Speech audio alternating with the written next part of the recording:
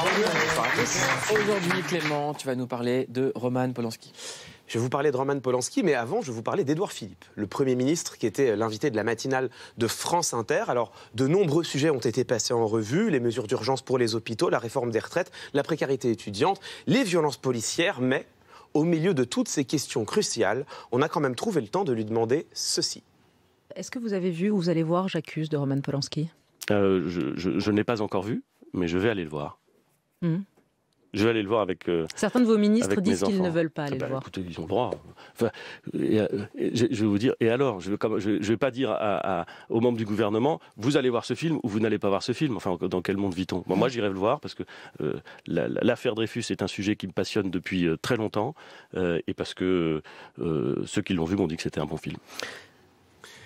Et voilà, Édouard Philippe, le Premier ministre, à qui l'on demande s'il va aller voir J'accuse au cinéma. Alors, bien sûr, derrière cette question, l'enjeu qui était posé, c'est celui de la violence faite aux femmes. Il faut en effet rappeler que Roman Polanski, il a été récemment accusé de viol par la photographe française Valentine Monnier.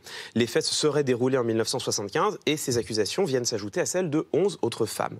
Mais peut-on malgré tout aller voir son film? Faut-il dissocier l'homme de l'artiste? Le débat court depuis plusieurs semaines et il va même au-delà d'Édouard Philippe puisque de nombreuses personnalités politiques ont été sommées de prendre position.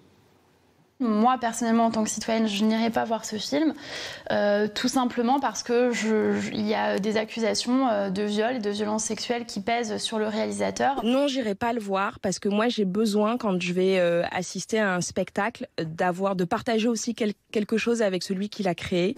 Et je l'ai financé, figurez-vous. La région l'a financé parce que Roman Polanski est un extraordinaire cinéaste. Si c'était à refaire, je ne financerais pas ce film. Je suis allée voir le film. Je l'ai vu hier soir. À l'avant-première parisienne. À l'avant-première. Je peux dire que c'est un film qu'il ne faut pas aller voir parce qu'il ne faut pas offrir ça à Polanski. Il ne faut pas passer l'éponge. En fait, aller voir le film, c'est passer l'éponge. Alors donc vous voyez, il existe une véritable polémique. Et donc la question qui se pose aujourd'hui, c'est le film de Roman Polanski, en a-t-il souffert commercialement? Eh bien pas du tout.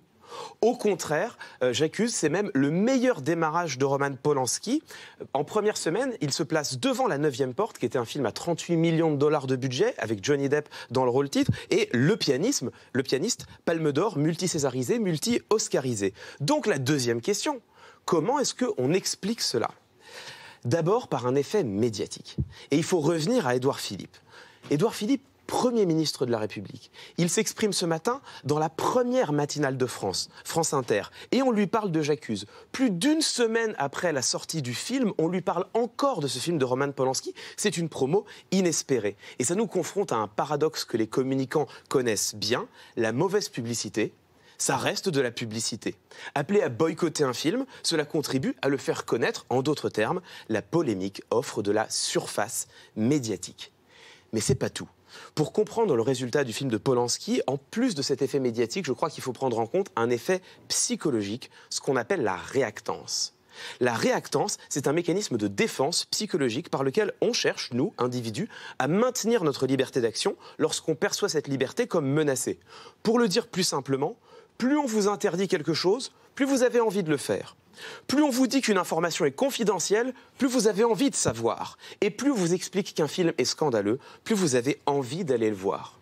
Alors, les chiffres du film de Polanski, est-ce qu'il les aurait fait même sans la polémique? En fait, on ne peut pas le savoir. On ne peut pas non plus l'exclure. Mais le moins que l'on puisse dire, c'est que la polémique ne lui a pas nui. Et quelque part, moi je crois que le vrai dilemme, il est ici et il est crucial. Fallait-il s'abstenir de toute campagne contre le film de Polanski et donc accepter de fermer les yeux sur le fait que son réalisateur fait l'objet d'accusations graves? Ou bien fallait-il créer la polémique au risque d'avoir l'effet contraire de l'effet recherché, inciter les spectateurs à aller se faire leur propre opinion? Merci Clément.